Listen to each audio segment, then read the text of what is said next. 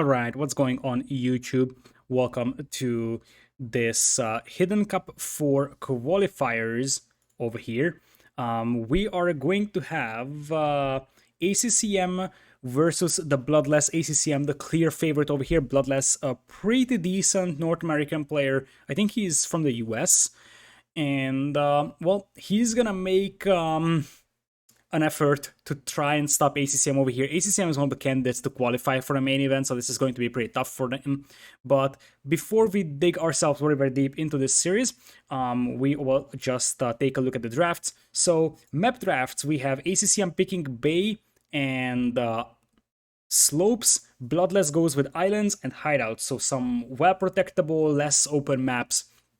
For Bloodless, ACCM goes for slopes, which is more of the open map type, and Bay sort of as well. Gold Rush and Cross are going to be the bans. So let's take a look at the civilizations. Portuguese and Mongols are banned.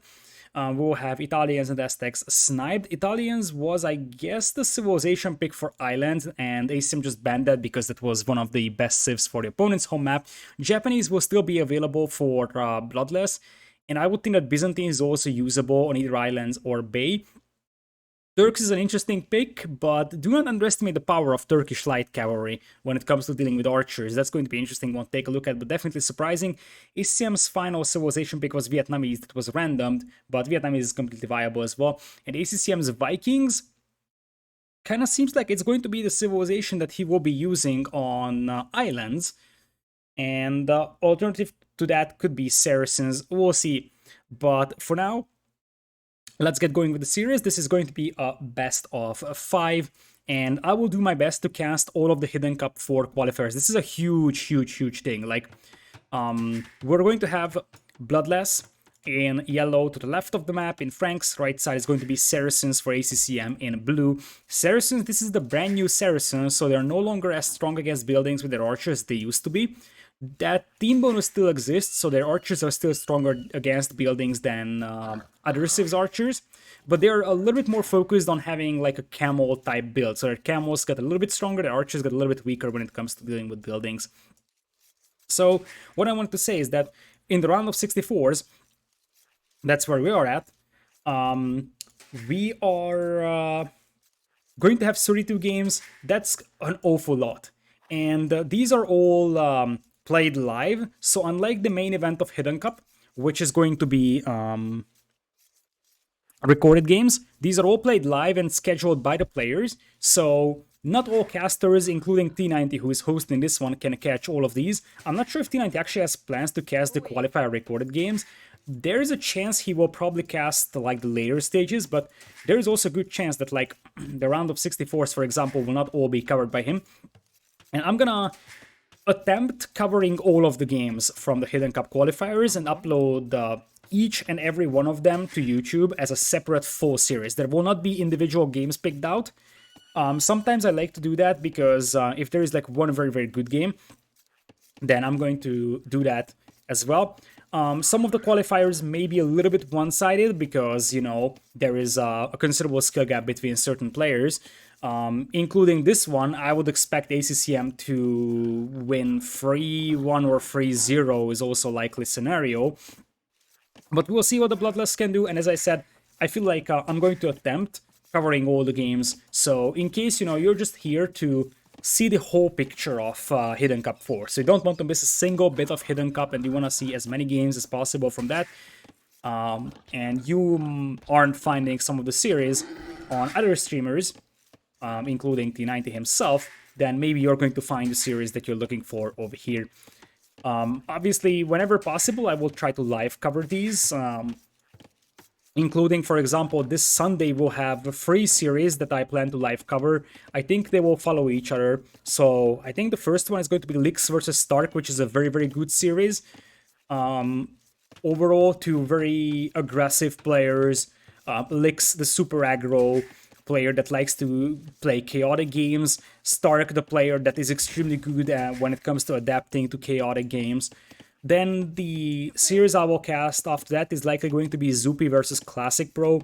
Classic Pro, who surprised a lot of people and turned heads on Red Bull Volo qualifiers a very young and talented Ukrainian player, against Zupi, who is one of the better Finnish players out there. And finally, I think that they will be highlighted by the Nili versus Kapos series. Nili has been grinding very, very hard to, step up his game. And I think one of the first big tests that will come for him maybe come a little too soon, to be honest, because he didn't have an awful lot of time to grind, is going to be to fight against Kapos, who has had some insane tournament performances, and it is absolutely admirable what Kapos was able to achieve in such little time after coming back to competitive H1 pairs. He has been back for, I think, less than a year, and he has already put up quite considerable tournament achievements, and the next trophy that he's going to go for is going to be Hidden Cup. Yeah, that's basically the plan. As I said, for those series that I can't cast live, I will most likely try to cast the recorded games off stream, like you're actually seeing this over here. So, there is a reasonable chance that this is going to be the first time that you encounter my channel here on YouTube. Well, in that case, I'm just going to let you know that I'm mainly streaming on Twitch. And usually I'm just uploading the highlight series to YouTube.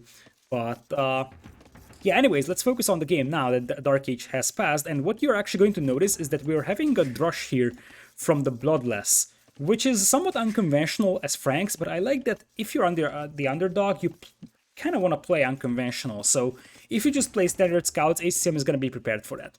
The question is, drush into what? Because this map is way too open for a drush F or C. You don't really have a safe gold that you want to use. Like, this gold is not reasonable enough for a drush FC. This one is too far out as well. So this has to be a drush into archers. In that case, 23 villagers up indeed is a drush archers build from the Franks. That's a very, very interesting way of doing things. Whereas for ACCM, as it looks like Bloodless may have been trying to get some laming done on the piggies, but he's just going to eat some damage. And it looks like we're going to have a heavy commitment from ACCM on wood, so this is a straight archers build from him. Now, the thing is that here ACCM should be having no trouble defending as this drush, but it definitely caught him off guard, and that's going to force an archer range to be built somewhere close to the TC, and even more importantly, ACCM is cut off from gold. If Bloodless notices that, all he needs to do is just make sure that that gold mine is not something that ACCM is able to access, and I firmly believe that ACCM's initial plan wasn't to go for stables here. I think he wanted to go for archers. Saracens can do scouts reasonably well, there's absolutely nothing wrong with those. It's a matter of that with Saracens you still prefer your archers, to be honest. Now, the thing is that the base of the Bloodless is very, very open, which means that scouts could actually cause quite a significant amount of damage. He's almost up to fuel over here, but he's super, super open, and I feel like when you are the underdog, you have to put a lot of emphasis into walling, because skilled player like ACCM is going to absolutely massacre you with the mobility of the scouts. He will just keep running in, running out, and hitting villagers left and right. You can't afford to be very, very open. It looks like we're even gonna have the mana terms upgrading from the Bloodless. I don't think that was the initial plan, but against the scouts build, that is actually fairly reasonable, because the Mana Arms are actually trading very well against the scouts. Now the Bloodless could actually spot that, hey, there is scouts coming my way, he's not gonna bother dealing with me, and it's a Mana Arms into scouts build from the Bloodless. So you can see that he didn't come in here unprepared. That Spearman is a little too late for my taste, though, and as I said, when you're playing wide open like this, I feel like you need that Spearman ASAP, and those berries might need to be evacuated. Nice contingency walls here from ACCM for the time being, so those guys aren't getting in, and we're going to have an early market from him as well, with the Saracens having a cheaper market that is pretty easy to pull off. It looks like the Bloodless will lose one villager to those scouts. This is what I said that he needs to avoid, and palisade walls are rather weak when they are only foundations.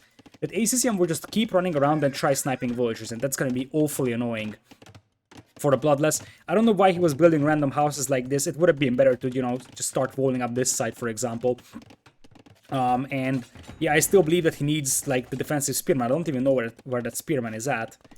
But now it seems like he's gonna have to run to the TC with one more will, another will goes down, and in exchange to this, the Man-at-Arms are completely idle. So you can see that Bloodless is focusing on, just not dying over here. But this might be a fast game. How many times have I seen players dying without walls? I can't die enough. if you just go to AoE zone, everybody's gonna be like, oh, freaking volers, why is everybody voling nowadays? People are voling nowadays because, well, if they don't vol, they just die, oftentimes, the scouts. And that is something that I have seen so many times from pro players. So, many pros don't vol themselves, and then they will just get massacred by scouts, just like we're seeing it here for Bloodless. Obviously, Bloodless is not really considered a pro. He's a high-level player, and he's relatively skilled, so he's still probably within the top 200, I would say. I don't have an exact number on this. He might even be close to the top 100, but even top 20 players sometimes just don't wall themselves and then, you know, just get massacred by scouts. And I feel like for this game plan, when you play men-at-arms scouts, I actually said that when I was casting the other series, just a couple of minutes ago, because I just finished with that, or recorded games of those. The thing is that I said that when you're playing men-at-arms into scouts, or men-at-arms against scouts to be precise, then you have to be fully walled, because the opponent's scouts will always have the mobility advantage, and the only way you negate that is by actually being walled up, and that's the key. If you're walled up and you have men-at-arms versus the opponent's scouts, then it is completely viable to go for a man-at-arms play against scouts. But without that, that's just not really possible. That being said, the Frankish eco is still a thing to consider. There is a free villagers deficit for the Bloodless, but he's getting free horse color. The problem is that ACCM is going up to Castle Age, something I didn't notice. ACCM sold his stone to go into Castle Age. Obviously, for a player like ACCM, who is a very likely candidate to play in the main event, he wants to reveal as little from his strategies as possible. So I can tell you this much: this is not something that this is not a strategy that ACCM has been thinking about for a long time to go, like, pretty much sell the stone camel play. This is like, he needs to play something, and I think he's doing that very well. But this is not something that he would do in the main event. And as I said, a player like ACCM is going to just pretty much slaughter you with just a couple of scouts running around trying to snipe your villagers, and the Bloodless is still very far away from Castle Age. This is going to be a fast game over here. So I'm hopeful that the games will be a little bit more competitive than this one was, because this one so far is a slaughter. So ACCM had a completely untouched deco, and it's going to be a camel play here from ACCM. I would say camel and then forward siege workshop mangonel, and that second stable may even be a mistake from Bloodless. I'm not sure if Bloodless sees the second stable from ACCM. If he sees the second stable, his own second stable is an enormous mistake. He sees it. This is just basically, you know, failure of decision making under heavy pressure, basically, from the Bloodless. So obviously he's really stressed out. He's playing against a strong player. He's the underdog. But yeah, you don't go for another stable when your opponent is Saracens and he already has double stables. Because, in fact, Bloodless is going to have some time to catch up in Castle Age time, because the opening is just knights, but eventually that's going to turn into camels. But I think ACCM might even win this one with knights. Saracen knights are alright in Castle Age, but they are absolutely junk in Imperial because they don't even have the Cavalier upgrade, so yeah, in the long run you either want to transition to Arbalests or you want to transition to camels. ACCM will be big chilling 2 TCs over here, and I kind of feel like he's not really willing to commit to huge pushes here. He just wants to play safe. You can do 2 things when your opponent is falling behind, like the way that Bloodless has done. You can either say, okay, let's go forward siege workshop and then just mango the hell out of my opponent. Or the other option is we have an overchop over here, so that is going to be a -3 villagers, or not. But knights still run in here. So they are going to be able to hit this food line. There is also an overchop over there, so the knights could come in from the other direction. Or they can just harass the farms. That also is fine for ACCM. So one of the things that you can do is, like, you know, go super aggro and just try to finish off your opponent as fast as possible. The other option is the safe way.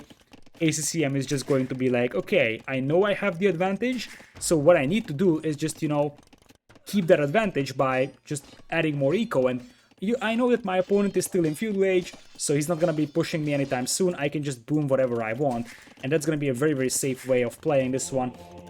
Like, you can see he's playing 3 TCs.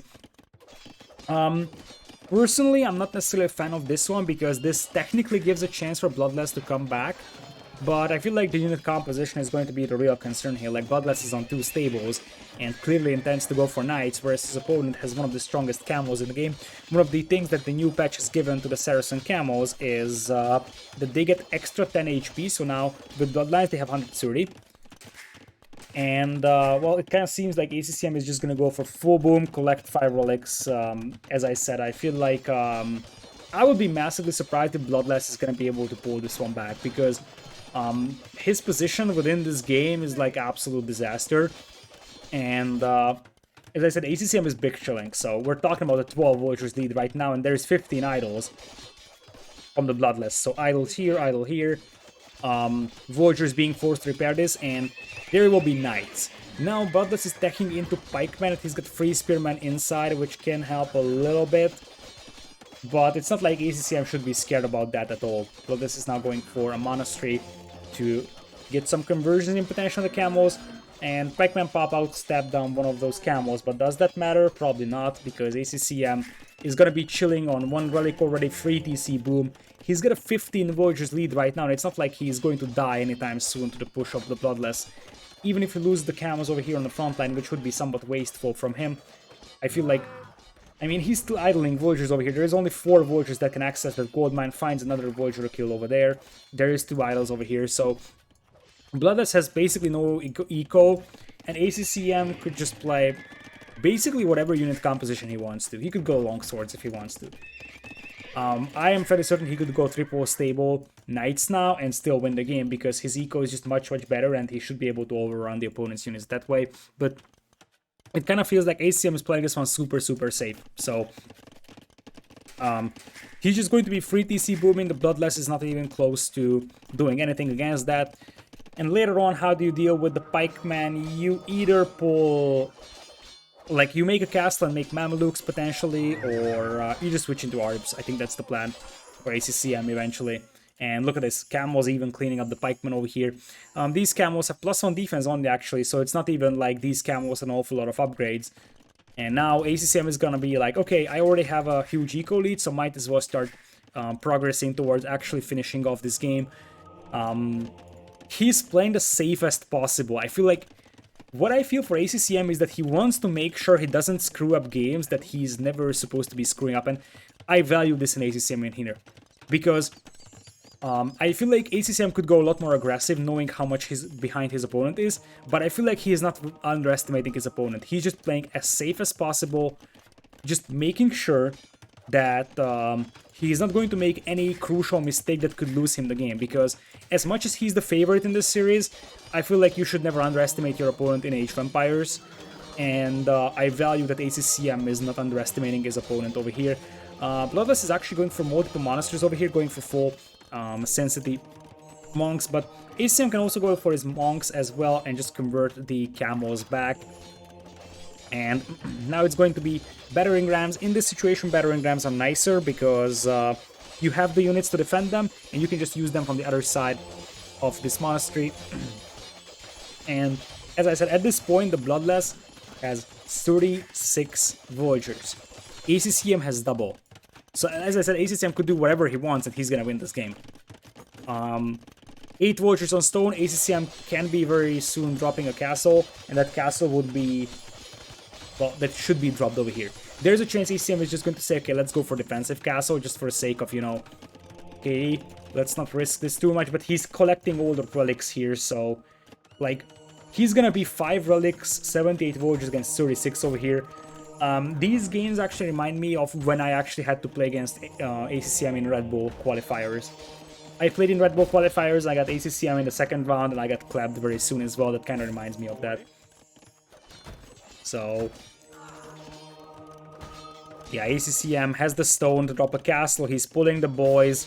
That castle's gonna go up over here, doesn't really matter. As I said, this game has been over for 15 minutes game time. ACCM can do whatever he wants, and it's virtually impossible for him to lose this game. Bloodless could actually snipe that Mangonel if he actually pays attention, but it seems like he's going to focus down the Camels, which means that the Knights will die, and the Mangonel is going to have a very, very easy time just finishing off Monks and the Villagers. Knight coming in now to try and snipe the Mangonel. That's a nice play over there, and ACCM's Monk here is gonna get the conversion, but not before Knight gets killed. Some of the Camels here got cleaned up, but there is Monks being beaten up by Camels, and more importantly, what exactly can Bloodless do to stop this castle here? Even if he stopped this castle, what exactly can he do with 44 population against 107? It kind of feels like this is a stomp. I'm not going to lie. This game has been one of the most one-sided tournament games I've ever seen, and one of the reasons why most likely the streaming is done in a way that you are seeing it, so that anybody can stream whatever time they are being played, is because there is some one-sided games in here, and most likely there is no intention or motivation to actually, you know, just organize casting days for recorded games for some one-sided series. Anyways, let's not waste time and go into the second game, just, you know, so that this is going to be a little bit entertaining. And we're going to have a hideout game over here. This is the first home map of the Bloodless. Now, if he wants to have anything done with this series, he has to have it on his own home maps, and that is Hideout and Islands, I think. So there is no surprise about ACCM winning a map like Arabia. ACCM is a far better player, so Arabia is never the game that you have to win when you're the underdog. When you are the underdog, you want to win the non-Arabia games. So, for example, Hideout, Islands, for instance.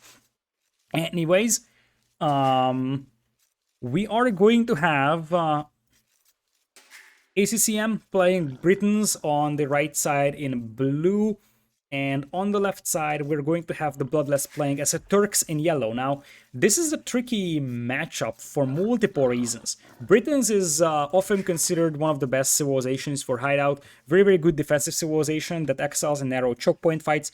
Your early crossbowman play with the fast castle is nice. You can supplement that with a strong eco because of your cheaper town centers. So Britons is definitely one of the S-tier civilizations for Hideout. Other side, Turks not so much, but I see the idea behind that. Like, Turks can actually play this a variety of ways, which can hurt Britons. If Britons are unprepared for that and they just go for a boom, they could play with Janissaries and just go for like Janissary Mangonel push in Castle Age. The tricky thing is that Briton crossbows outrange Mangonels, which is always a problem when it comes to fighting as Briton crossbowmen. The alternative is that the Turks now have more pierce armor on their light cavalry, and they even have the light cavalry upgrades for free. So you could actually have a reasonable amount of light cavalry by the time you reach Castle Age, because you can start making scouts while you're going up to Castle, and that extra pierce armor could actually make you able to deal with the early archers of ACCM. So if you are the Bloodless, I would think that the most reasonable game plan that I could actually imagine for Bloodless here is actually going for Fast Castle with a couple of villagers on stone, but mainly focusing on getting about 5-6 scouts out by the time he's actually able to reach Castle Age. That will automatically be upgraded into Light Cav. And if you get even just scale boarding for yourself for those, you're going to have a nice little formidable army at the beginning of Castle Age that should be able to beat back the crossbows. And riding with that, you can actually add a couple of villagers on stone. In fact, the ideal is that you have like 2 or 3 villagers on stone the entire time, so that you accumulate a reasonable amount of stone by the time you need it. And then you could actually, you know, ride the bus with the light cav and then potentially turn it into a castle drop. Like castle drop here, for example. Obviously, it won't actually impact ACCM's entire eco, but you definitely don't want to play a long game against ACCM, because in the long run, especially Britain's eco against Turks' eco, and even the fact that Turks somewhat struggle against archers in very late game. Like their Hussar, once again, will have more pierce armor against Arbs, but Arbalest and Halberdier is something that Turks struggle mightily against, especially Britain Arbalest. because they don't have onagers. Even if they had onagers, the Arbalest from the Britons will pick those off. They don't have elite skirms available. So in this Civ matchup, I feel like the Turkish player has to win before Imperial Age would kick in. And for that, you need to, I think, open up with light cavalry to make sure that you don't die to crossbows and potentially secure a map position for you. And then I think you have to play super aggro and Turks with a forward castle. That is something that fits the bill for that. You can add a couple of Janissaries as well if your opponent doesn't have a lot of crossbows. And Janissaries will also be a pretty devastating force to fight against. That being said, so far ACCM actually has more idle eco than his opponent does, which is weird. Looks like ACCM hasn't caught the best start ever, but for now, he's gonna be fine. In the meanwhile, also worth noting that Britons gather faster from herdables, so that's a nice little added bonus as well to their fast castle over here. And I don't think that ACCM is going to push in the deer from this side, although technically you could make a case for that. Bloodless is actually going to take the longer path around. It looks like Hideout in this Hidden Cup script always looks like this, so it's like a T-shaped wood line.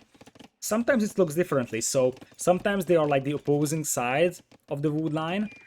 But from what I've seen so far in Hidden Cup Generations in Hidden Cup 4 Hideout, it seems to be a consistent T-shape for a wood line where both players are facing off against each other at the narrowest part of the T.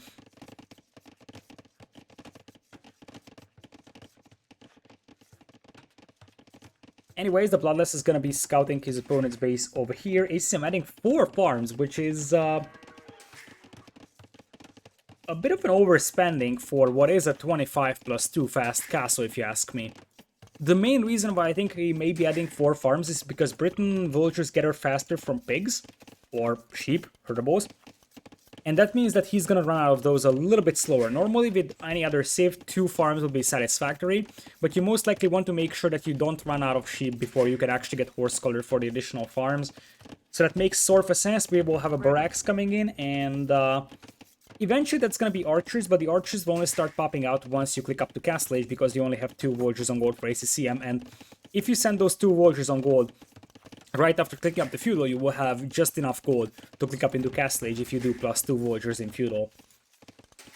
So, with that, we have a free on stone for Bloodless. Normally, if this wasn't against Britons, I would say that just simple Janissary Mangonel push is completely viable as well. Against Britons, I'm a little bit more skeptical because Janissaries have 8 range and crossbows have as well, and you have an easier time massing crossbows than Janissaries.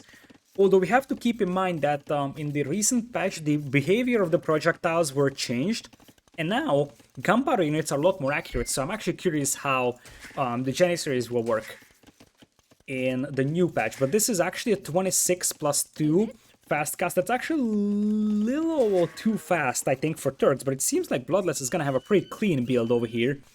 So, +2 villagers and market blacksmiths. This is going to be a castle. The +2 villagers will go on stone, and you're also going to allocate 1 food villager on stone as well, so you're going to have a total of 6. Might even see 7 being pulled here, just for the sake of actually having stone available. Now, in this matchup, you can't go forward castle because your opponent is likely going to have archers on the field, as you would expect, even though ACCM is not making any archers right now. But he theoretically could, and in fact with Britons he should be making archers. So that castle has to be back at home, which means that you will be making Janissaries and then potentially going for Mangonels at the forward siege workshop. The real question is, can you actually use your Janissaries to beat Briton crossbows? That's the main concern here. One of the benefits of having the Janissaries is that you don't need to upgrade them, basically. So, unlike the archers where you have to get the crossbow upgrade, you have to get fletching and bodkin, which combines for approximately about 450-ish food. You don't have to invest that with Turks, because you have Janissaries, and the only upgrade that you can get for Jennies is the Blacksmith Archer upgrades. In fact, that would be something that needs to be considered for Bloodless. At least the +1 defense upgrade would be pretty essential for him. There's a Spearman from ACCM, so maybe ACCM is prepared for light cavalry play from the Bloodless, which is not completely unprecedented. So it makes sense to add one spearman, and now he's just casually building up archers back at home. So yeah, basically the advantage that Bloodless is getting from this one is that he's not gonna have to invest into a lot of upgrades for his Janissaries. But as I said, especially looking at those resources, I would make a case for padded archer armor at least.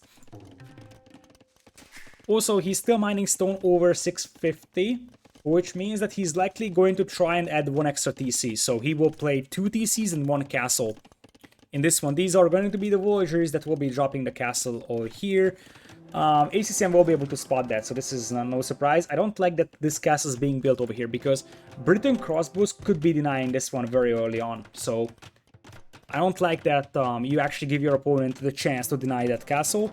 And now villagers are being pulled with 118 stone in the bank, so indeed, this is going to be a second TC. So you want to go aggro, but you also don't want to fall behind that much in eco. Immediately free TCs for ACCM. Because he is Britain, so he can afford that, and he's going for a monastery to deal with the Janissaries. But here's the deal. Monastery or monks aren't great at dealing with Janissaries, and the reason why is because the range is just so close for the 2 units compared to each other. Like, Janissaries will have 8 range, monks will have 9, so it's not like monks will have a lot of time to convert those Janissaries before the Janis fire at them.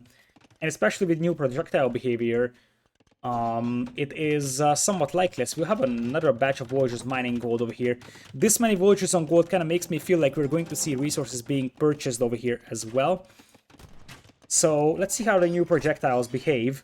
So far this Janissary has been missing every hit, but now it's gonna kill the spearman. Crossbows will try to push the other side. No reaction so far from the Bloodless. Pulls back the Jennies. He's gonna have a defensive siege workshop up here. Remember that Britain crossbows technically outrange mangonels, although it also depends on ping, because it's 8 range versus 7, and oftentimes that is not big enough difference for the Britain player to be able to capitalize on that. But yeah, maybe the Turkish Janissaries here could actually work out. Like, the range will be even compared to the Britain crossbows once Britain crossbows get Botkin, something that they do not have. However, if you micro your Janissaries nicely and your opponent doesn't have ballistics, you might even be able to be superior compared to those crossbows, because if you hit the crossbows, you will deal a lot more damage than compared to the crossbowman actually hitting your Janissary. So that is also something to consider, that a Janissary hitting a crossbowman deals a lot more damage than a crossbow hitting a Janissary. So it really depends on numbers as well, and I feel like ACCM is underestimating the importance of this push here. I like that he has 2 crossbows set on guard mode compared to, or on this monk. You can actually select a guard stance, where it is going to follow a unit from a certain distance and try to protect it. I've never seen that being used though by a pro player. Well, apparently these Janissaries have the same aiming skills as Imperial Stormtroopers, are missing shot after shot. But here's the deal, ACCM's got 3 crossbows over here that won't really change much, especially with the Mangonel defending, and now the Bloodless can send forward his Janissaries, and the reason why this build is so decent from the Bloodless is because he's able to keep 2 TC production here for himself. ACCM is on free, but I actually consider the Bloodless having a much better army than ACCM does. It's 11 to 14 in military, and there's 10 crossbows now. This is tricky though, because that's a lot of crossbows, but they're missing Botkin arrow, and as I said, if there's a forward siege workshop here, microing those crossbows against the Mangonoid Janissary play is going to be awfully painful. And I did mention that you can use the range advantage of Britain crossbows over Mangonels in a low ping environment. This is everything but a low ping environment. ACCM is from Vietnam, the Bloodless is from US, so they're probably playing at least about 120, 130-ish ping on potentially West India server or potentially UK West or something like that. Which means that this environment is far from being a lag-free environment. And that means that microing the crossbows against the Mangonel that just has a slightly smaller range is not as easy as it sounds like, especially when there is Janissaries firing at you at the same time. And as I said, it is one thing that this push actually is a thing for the Bloodless. It is more important that behind this he also has a 2 TC play. Obviously he's going to fall behind the eco a little bit compared to ACCM. But I actually like this balance a little bit better than, you know, having these Janissaries and Mangonels on the field and 2 TC behind that, compared to 3 TCs and only a couple of crossbows with a arch range that's actually quite exposed to a Mangonel push, I actually like this position better for the Bloodless. We'll see what he can actually get out of this one. The Mangonel is getting close, and Janissary is also dealing quite a lot of damage to buildings. Holy smokes, 10 damage per hit. The Bloodless has prepared for this one, because I did expect Janissaries to deal decent damage against buildings, but I didn't expect this much. It's not very common that you see Janissaries destroying buildings, but heck yeah, they are doing this, and ACCM is starting to be in a tough position here, because unlike the Bloodless, like, Bloodless doesn't have to do a lot of fancy micro here with the Janissaries and the Mangonels. Whereas ACCM, in order to be able to destroy the Mangonels, he needs to use his crossbows and the range advantage, which is awfully hard. This bear is actually killing all the crossbows, and this... I'm not sure what ACCM was planning to do with that monk. Maybe, I think he might have stolen a relic from here or somewhere, and he wanted to send it back, but the shortest path was this direction, and that monk ran into the castle fire. But anyways, ACCM wants to stop this one with a castle, which is completely fine. Castle Age push like this, which is fairly common on Arena, can be stopped with a castle. But the problem is that this defensive castle isn't protecting much. It's not really protecting the gold mine. The Janissaries can still camp over here. The Bloodless may not see that castle, I think. He sees the castle, but it's too late. He's not going to be able to stop it anymore, and he shouldn't even attempt to, because he's just going to lose Mangonel and Janissaries. That castle is too late. I think that this was just a misclick from him. But as I said, is this actually helping ACCM? It does not, because his gold mine here is lost, and the Janissaries on the other side could actually push this one. ACCM is forced to run for his life, and as I said, behind this one, like, the beautiful thing for this build, for Bloodless, I can't emphasize this enough. A Janissary Mangonel build is usually a 1 TC build, and the biggest weakness is that if your push stalls out, you're not going to have the eco to catch up anymore. In the meanwhile, this 2 TC build, and the fact that Bloodless is actually having way less TC idle time than ACCM. ACCM has 6:43 TC idle time. It's only 3 minutes for the Bloodless, so half of it, and 3 minutes is like accounting for 6-7 villagers by itself. So the fact that the Bloodless is able to keep... Oh, that was a bad move. He just friendly fired all his Janissaries. But anyways, the fact that he can actually do decent pressure here with 4 Mangonels, and at the same time able to have a reasonable 2 TC play is nice. ACM is going to send out villagers to basically every accessible gold mine on the map, knowing that, you know, his gold mine is going to be limited, but that's a wrong assumption, because it's not going to be the gold mine that's going to be a problem. The problem is going to be keeping your eco, you know, alive here. He's got 23 villagers on stone, but this is actually panic from ACCM here. Like, 23 on stone is like the full panic, I need a castle right now type of a scenario. And I think he wants to drop that castle ASAP. Mangonel comes out, but here's the problem. Mangonels are getting outranged by Janissaries, and Janissaries would just snipe down Mangonels very easily. There's one Janissary getting converted over here. But at the end of the day, Bloodless is just 8 villagers behind. He's doing a lot more damage to ACCM's eco. ACCM only 9 on food, which means that he's not going to be able to keep all TCs working. And you can see that ACCM's eco is very, very messy over here. This counterattack is actually a reasonable idea. Maybe he can intercept some Janissaries coming in. And Bloodless, he's got other ideas. As I said, this could be a second castle drop. Bloodless also has a lot of resources in the bank, so he's floating a lot. I'm not going to say he has a chance to go into Imperial. The ideal would be if he could go into Imp and get some bombard cannons on the field, but that may be impossible. ACCM will protect this gold mine over here, but this leaves the core of his eco completely open, and I feel like the Bloodless could, like, I could really justify trying to buy himself up to Imperial. Market prices aren't that bad at this point of the game, so selling 2 or 2,500 wood would give you quite a lot of gold, and you could buy yourself up to Imperial. Get a couple of bombard cannons on the field. The Janissary bombard cannon is awfully hard to stop when you're in Castle Age only. And as I said, there is enough stone for a Bloodless. Here it is, and he's balancing out his eco. He could even sell a lot of wood, so I don't think that he even balanced his eco as perfectly as it could have been. So now he's got the food and he's clicking into Imperial. He was only playing 2 TC, so he was spending less food on actually making villagers, which also helps his Imperial Age, but also the fact that he denied a lot of food eco from his opponent, and his eco was completely untouched, which is a massive, massive thing. Now, that being said, the number of Janissaries that we're having over here is disturbingly low now. It's only 2 Janis on the field, so there is a desperate need from Bloodless to get some reinforcements in, but if these reinforcements arrive, knowing that he's going into Imperial, he needs to drop a castle somewhere around here, around that stone mine. And then he's gonna have to just go Bombard Cannon and potentially Trebs as well, because even if ACCM gets up to Imperial himself, you want to make sure that you can outnumber him in terms of Trebs and like overall long-range siege weapons like Bombard Cannon, Treb. And you can do that if you have a castle up over here, and you already have Bombard Cannons as well. ACCM sort of is holding right now, and now he's got a 12 villagers lead back. But I think the Bloodless can pull the villagers, and now he's gonna do that. Not a fan of only 5 villagers being pulled, because you really need that castle to be up. So you probably want to pull something like 7, 8, and you want a safe castle, something that goes up guaranteed. ACCM is now thinking about buying himself up as well, but he has to work with much lower market prices. That's something that also worth considering, that when Bloodless was selling resources, I'm not sure if I can actually scroll up in these, I can't. But when Bloodless was selling, he was selling 100 wood for something like, I don't know, 60, 70 gold. Now ACCM is only selling 100 wood for 20 gold, so the market prices have dropped quite considerably, and that also is going to hurt ACCM. The castle is coming up on that hill that's a little bit too far for my taste.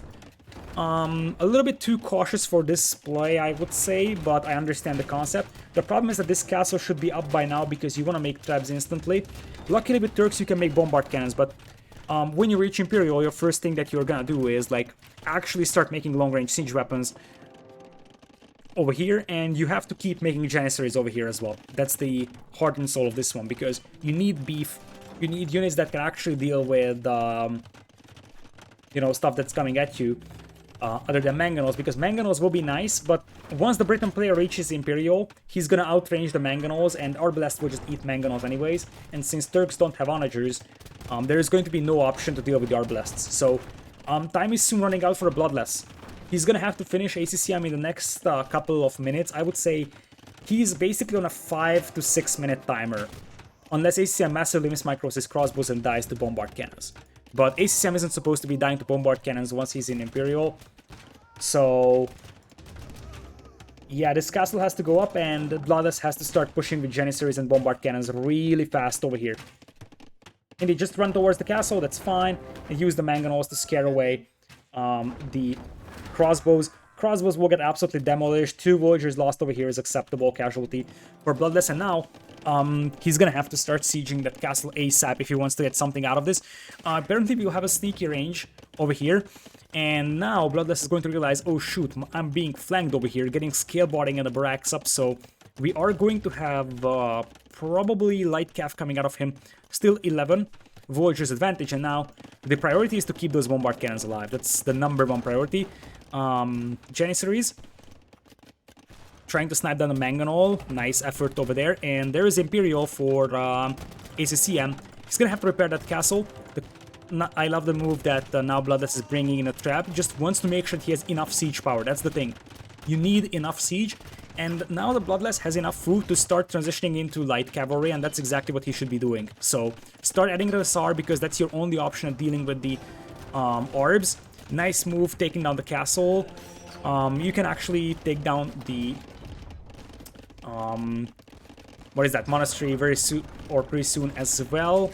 And I would actually make a case for now focusing down well, either focus down the TC or you focus on the ranges. I think there is too many ranges for you to destroy that in time, so you probably focus the TC and then hope that you can open up the eco of ACCM to an extent where even just a couple of light cavs running in could cause insane chaos. It's only 8 Janissaries on the field, so once these are blessed, these guys are going to start wrecking things here.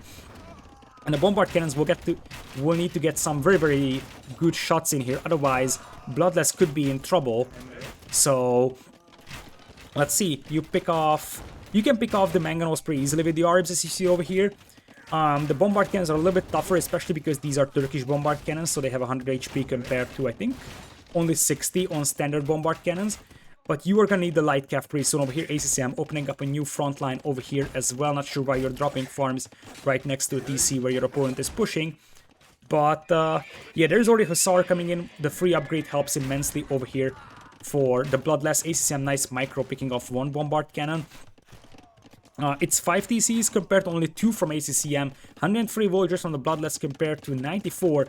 And ACCM knows that there is going to be Hussar coming in. So he's gonna go, okay, I'm gonna go Capdram and Halberdier.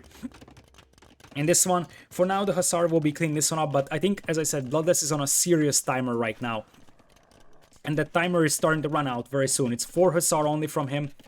He needs a lot more Hussars in this one. And I feel like he needs to ignore, well, not really ignore this part, but he needs to focus this part. He needs to actually kill ACCM here, like running Hussar into the eco and starting to get kills. The bombard cannons could actually focus down the ranges here. That would actually make sense. In fact, I could even make an argument for prioritizing the ranges over the castle. ACCM is going to lose that castle pretty soon, though. It's 1 trap and 4 bombard cannons. The trap is actually having at least even ground with the castle, if not high ground. And 4 bombard cannons are no joke. It looks like we're gonna have a huge counterattack from ACCM. How many light cavs do we have over here? We have 9 light cavs. That is insufficient. Luckily for Bloodless, he's got everything protected on the left side, so it's not like it's going to be a big deal. And, well, the castle is gonna go down here, unless something changes. But yeah, the castle goes down, and now you focus on the ranges. Because if you can actually limit ACCM's Arbalest production, then suddenly you're in a position where, oh shoot, ACCM is unable to make Arbalest, and that buys you a lot of time. I see fletching, and I am confused. The only reason why I could make that an understandable thing is if you want to buff your castles and PCs. I don't think Cav Archers are reasonable over here. Bloodless losing 2 free bombard cannons for nothing. That is a very, very costly situation for him. And as I said, this is why I'm saying that he's on a timer. He's gonna have to finish off ACCM here very soon. Otherwise, he's gonna be in serious trouble, and I feel like things are slowly falling apart for him. Because, well, I don't see the Hussar just on field. We have 4 Hussars. Now, they are going to kill a couple of villagers over here, and as I said, these guys have 7 pierce armor overall. So each Arbalest shot only damages them by 3. But on the other hand, the numbers are non-existent. It's 47 military compared to 20, and that's where things are slipping. And as I said, it's a timer. It's a serious timer for the Turks in this setup. And now there is Arbalest, now there is Halberdier. Soon there is going to be Capdrams, and I think the Bloodless is now slowly falling apart, and I see less and less of a chance for him to get himself into the series. He's massing up a lot of Hussar back at home. 36 on food, though, is insufficient for this, even more so the fact that these tables are all idle. He's gonna try cleaning this one up. I think this many Hussars may be enough to clean this one up, but once again, he's unable to mass his Hussars. And from a point where he was seriously threatening ACCM's eco, this push has completely stalled out, and now we are talking about a situation that looks like this. Villagers getting killed by Arbs, villager count slowly equalizing, and this push is going to be very, very scary over here. Soon ACCM could just dispatch a couple of Arbs to just deny these wood lines, and the Bloodless is going to have serious issues controlling wood lines, and he's going to have to expand to this side with some wonderful T90 farms, but now that these bombard cannons are going down, these bombard cannons are going down a lot easier than they're supposed to be going down, because the Bloodless has to micro here as well. All the bombard cannons being picked off, and ACCM, he had to make a run for his money in this game so far, but now he's taking over. He's still behind in score, but I think that is going to soon change, especially if this castle is taken down. He doesn't have a lot of siege though. In fact, ACCM doesn't have a castle to make traps at, so this castle is going to stay up. I may have spoken too soon here, because if ACCM had a castle here, he would be able to counterattack this one without any problems, but that is going to have to wait. It's 12 Hussar right now. The Bloodless needs a lot more production. Now he's getting those up on the field though. And I see more ranges. That could be hand cannon, that could be Cav Archer. Cav Archer needs a lot of time to tech into, and we only have fletching, but Sipahi is being teched into, so it looks like the Bloodless is gonna go for the ultimate Turkish late game composition, which is Cav Archer and Hussar. That's pretty dangerous. because Turkish CA will eat the Halberdier, and the Hussar are very, very good as a meat shield on their side. And as I said, ACCM isn't really counterattacking this one, and this push from ACCM now seems to stall out a little bit. That being said, the Bloodless is very far away from actually having reasonable Cav Archer numbers on the field, only fletching for him, no tumbling, no ballistics, I believe. Not even Botkin Arrow, but ACCM may have his castle denied over here, or at least he's going to lose a couple of villagers trying to get that up. On the other hand, this could be an absolute massacre that ACCM pulls in on the left side. This is going to be a cleanup and the castle goes up, so now we could see traps happening. And other than that, Cav Archers are slowly rising in numbers, Botkin Arrow on the way. You need a lot more ranges though if you are Bloodless. Like you can see that he's toting a lot of resources, so he needs a lot of CA here. It's also worth noting that because there is no onagers available to Turks, they can't onager cut through the middle, and I love this from ACM. This is so annoying, and this is one of the other reasons why Britons can be so good here. Just one Arbalest, and that completely cripples the opponent's wood line because of its insane range. And as I mentioned, this also was sort of a slaughter over here. Arbalests moving in. There is not a lot of Halberdiers on the field here for ACCM, neither do they have amazing upgrades, only +2 defense. So the Hussar might be able to edge out to victory over here. These CA still are missing quite a significant amount of upgrades, but it seems like this is gonna be enough for now. And one thing that ACCM doesn't have here, and he desperately needs it, is Siege. So the lack of Siege is going to hurt quite badly because that buys time for Bloodless to get to ballistics, get to the armor upgrades, get to Thumbring. Also worth noting that this gold mine is under the control of the Bloodless, and ACCM, he's sort of starting to run out of gold here. So he still has this, but that's very, very little left. We still have some gold over here for him, but that's somewhat exposed, and this gold mine is also running out. Relic counts are 3 to 2. That's actually pretty reasonable for Bloodless as well. He's gonna have issues controlling wood though. Look at this. Arbalest could deny this wood line from this side. They can deny this one. I could make a case for the Bloodless trying to get some towers up here. Now, same thing for ACCM. Turks will even think about bombard towers, but that's a big investment. Now here comes the siege I was talking about, and Halberdiers and Rams should be able to take this one down. There's only one Hussar that can deal with this one, at least for the time being. Big Hussar push coming up on the right side. You could actually just use the Hussar to, you know, avoid the Halberdiers and just hit the ARPs here. But I have a feeling that this is a castle that's going to go down. One villager trying to repair, but that's not really going to be the case. The only Hussar goes down, and there is nothing that can really kill the Rams over here. So this castle is probably history. That being said, there is some Hussars over here. Now have archers with reasonable upgrades. They also have 6 Pierce armor, so remember that these Briton Arbs do not have Thumbring, so the damage output of Briton Arbs isn't amazing. Their strength relies on their huge range, but when it comes to actually, you know, dealing damage, these guys have 6 Pierce armor. The Arbs will do 10 damage, which means that the Cav Archers won't suffer 4 damage. And these Cav Archers also have higher HP because they have Sipahis. And also, these guys will have Thumbring, so they actually fire relatively fast, whereas the Britons won't have that. And now the Cav Archers are actually dealing with the Halberdiers, and if the Cav Archers kill the Halberdiers, suddenly the Hussars could take down the Rams, and that would be a very, very costly move for ACCM. And ACCM now moves out to the other gold mine, I believe, to have these villagers intercepted.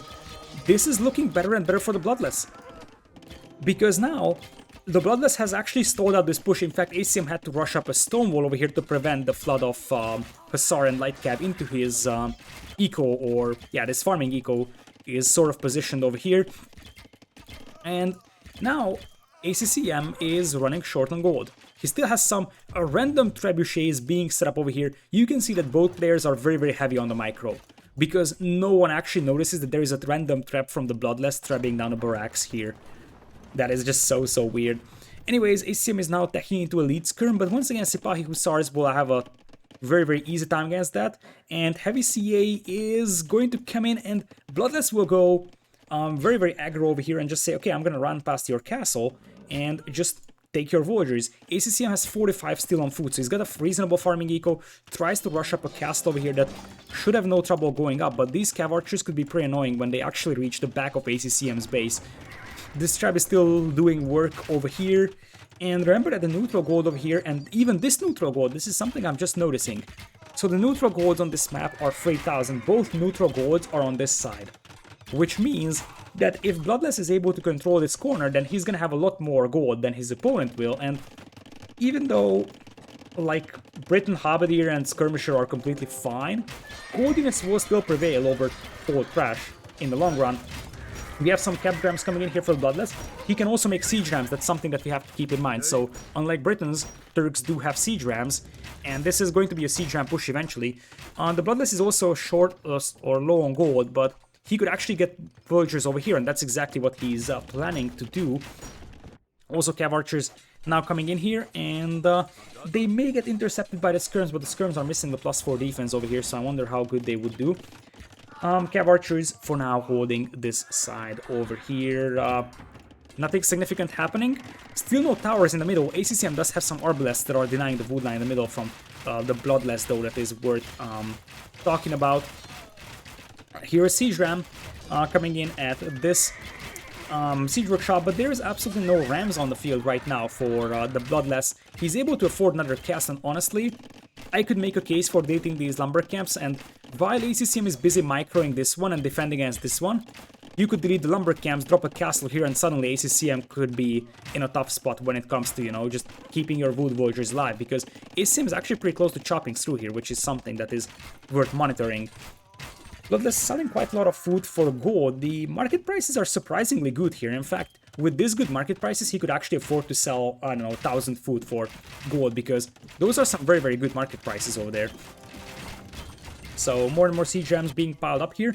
Cav archers slowly getting cleaned up by the skirms, but they are still doing the work at the back of ACCM's base, and that is going to hurt. Guilds coming in here for the Bloodless, so he wants to play for a very long game and you know, just make sure that he can keep selling resources as much as possible. Starts strapping that castle down using the hill advantage for himself, and soon the siege rams will pop out as well. The trap is mismicroed by ACCM, loses that trap, which is a costly mistake. We have more cav archers and light cav on the other side, and Bloodless is also going to start pushing this castle that has already been under some pressure and is only at half HP. The other castle is also under significant pressure, and as I said, soon the siege rams will pop out, and Halberdiers aren't amazing at stopping siege rams. These cav archers have been cleaning the farms over here, and if this castle goes down, the farms over here will also be pretty exposed. And one of the beautiful things that you get with Turkish Hussars and the 7 Pierce armor is that you can actually just run below town centers and kill quite a lot of vills, and that's exactly what the Bloodless is doing. ACCM at 20 idols, big clash over here, siege rams just there to tank the damage basically. Surprising that actually we had the Hussar moving in, but apparently they were slaughtered based on the remains on the ground. But still, that doesn't change the fact that while this was happening, ACCM was losing villagers over here on this side. Bloodless is still not ready to close this game out yet, I believe. I just don't think that he has the military power to do that. In fact, it's 46 military for him and 74 for ACCM. However, we cannot deny the fact that ACCM's eco is under a lot more pressure than the eco from Bloodless. And, well, this trap is still alive. So it is slowly taking down this castle, and Bloodless will just send in some light cav to try and stop the villagers from repairing. ACCM is out of stone, so he's not gonna repair any longer. And in the meanwhile, this trap will be picked off. Remember that during this one, the Bloodless still has access to a lot of gold. And wood lines are gonna be a little bit scarce though for him soon. So that's something worth monitoring. Another push of Halberdiers trying to stop that trap, but the trap needs one more shot, and I think that castle does go down. And that leaves this part of ACCM's base open for raiding by Hussars. Players are getting very, very close to chopping through the wood line over here in this 1 hour long game. I have to say that this one is definitely much better than the first game, and I really hope that people that you know, tuned in for the first game, open YouTube video and says, oh yeah, ACCM is gonna 3-0 this, didn't switch away, because this game is actually delivering. Even if ACCM wins this one, which I think that it is somewhat unlikely right now based on the military compositions and map positions,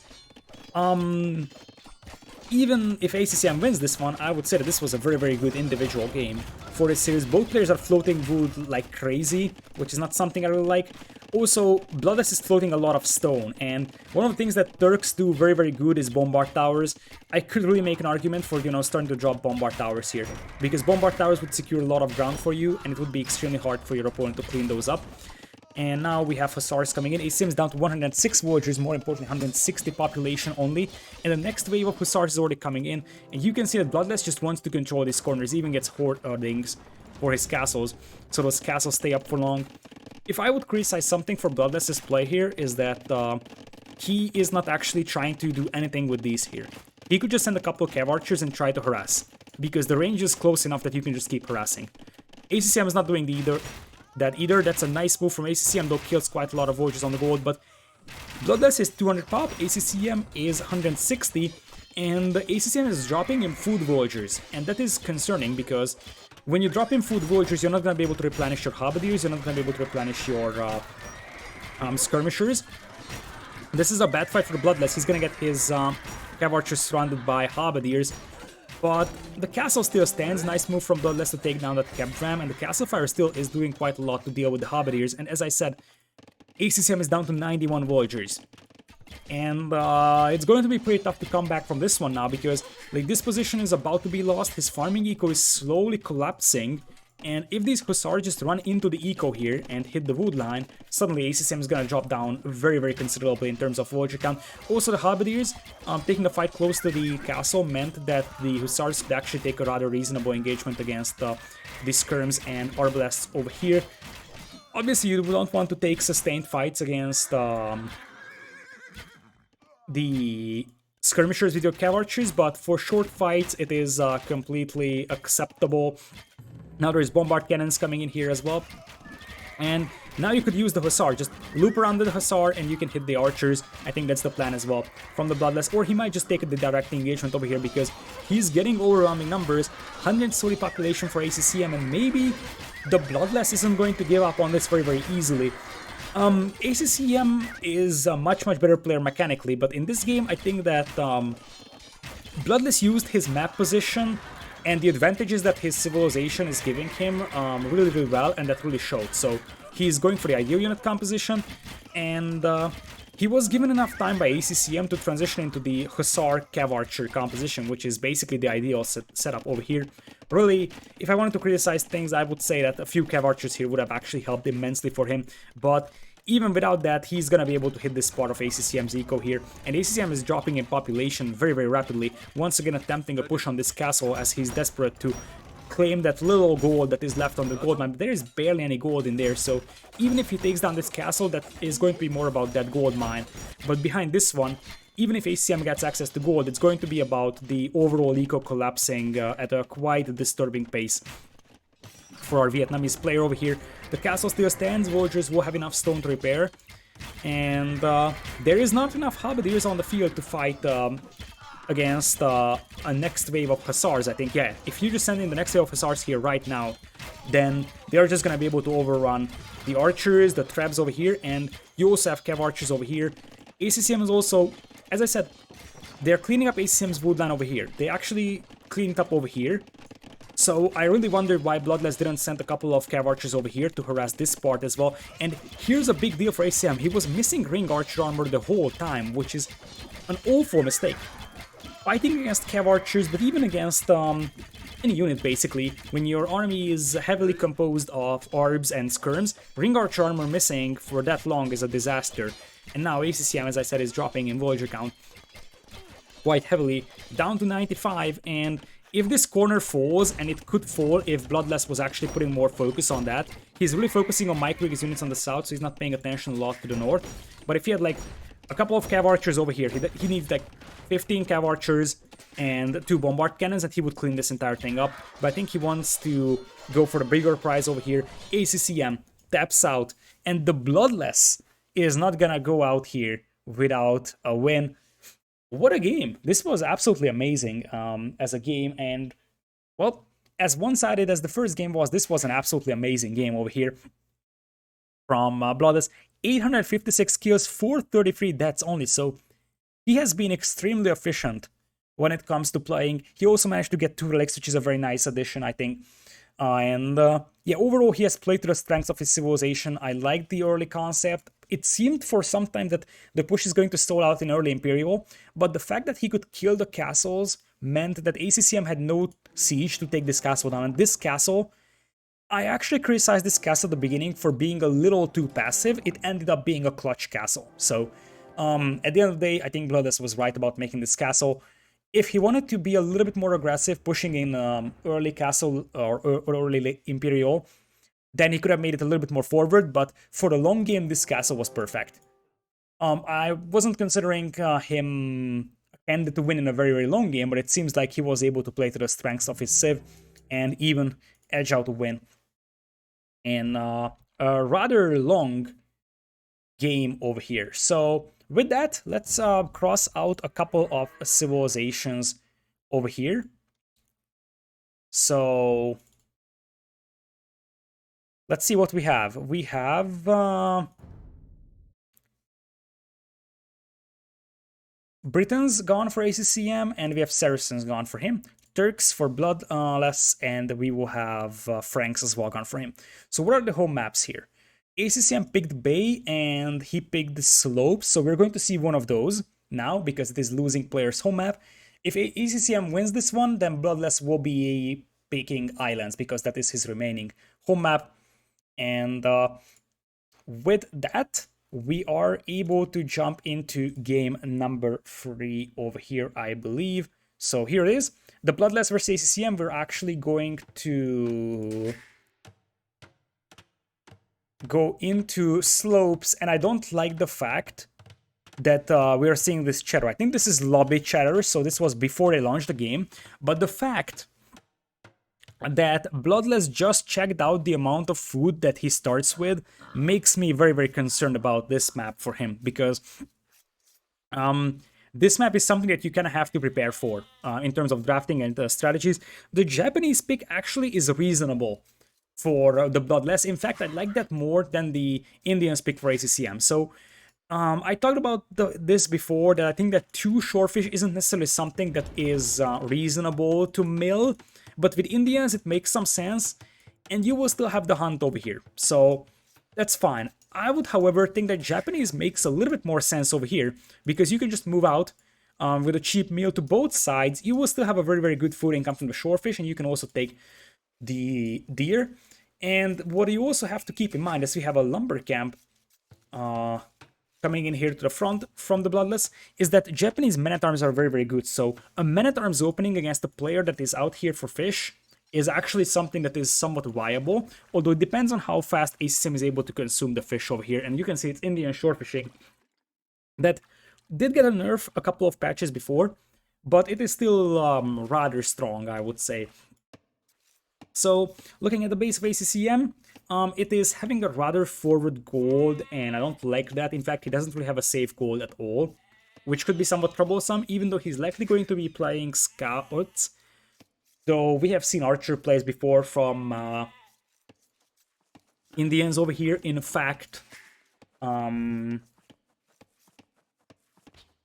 many cases, especially against Japanese, which could have an archer build or could have a man-at-arms opening, archers may be even more viable for the Indians here than scouts.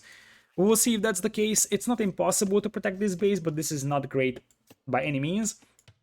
And it looks like we're going to have an interesting house over here by the Bloodless. I have no idea what he's up to with this house. It just feels weird that he's actually sending a villager here to make a house, because it takes so much walking time. I don't like that at all, and I have no idea what this house is accomplishing for him. Anyways, we're going to have ACCM with a backwood line over here, so that's going to be safe for the time being. And he only sent 3 villagers out over here. These guys, I think, do not have loom, so a drush here could actually be pretty devastating, and that's something to keep in mind. But we're not seeing any drushes coming in just yet, and this villager was freaking out a little bit before deciding to take the boar to the TC, and now the boar turns back. So Bloodless having a little bit of a wacky start over here at the beginning of this game.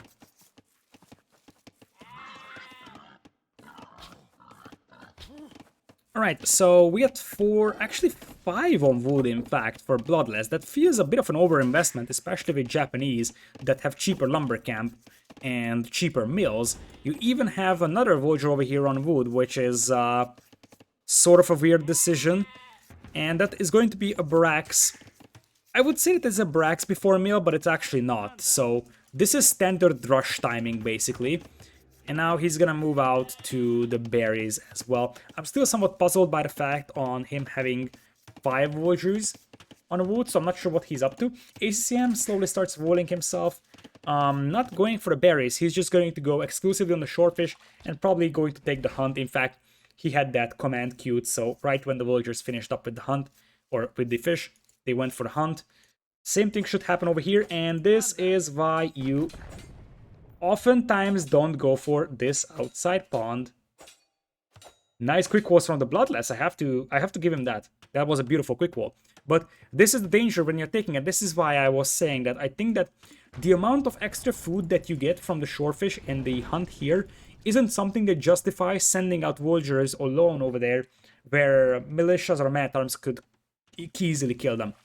In the previous version of Slopes, which was played in Hidden Cup 3, there was basically one pond with 4 shorefish and the other side had the hunt. Now it's hunt and shorefish mixed on both sides and there is way less shorefish, so that Indians are less overpowered on this map. But I feel like these ponds are borderline too dangerous to use, so my expectation is that as we progress deeper in the tournament, we're going to see players abandoning these ponds more and more unless there is changes implemented. My personal proposal for this was that 2 more tiles of shorefish would actually make it reasonable for everybody to move out, but not make Indians completely overpowered. Anyways, we will have what is actually a Drush over here from the Bloodless. This is a risky play, like Drushing to archers or so is very risky, because you are going to be wide open, especially the way that the Bloodless is playing. So it is extremely hard to even, you don't want build orders that actually delay your fuel age. You want build orders that get you to fuel age fast. Now it looks like ACCM is going to go for men-at-arms, and have I mentioned that the reason why I don't like people moving out here for this pond, for the little extra shorefish that you get, is because men-at-arms could actually hit you, or even militias.